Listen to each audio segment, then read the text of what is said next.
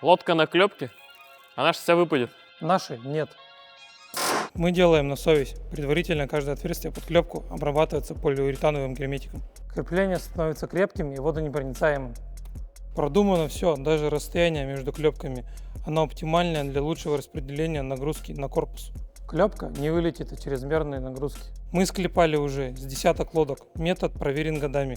Да, вы все про лодки знаете. А откуда? На нас подпишись, здесь про лодки.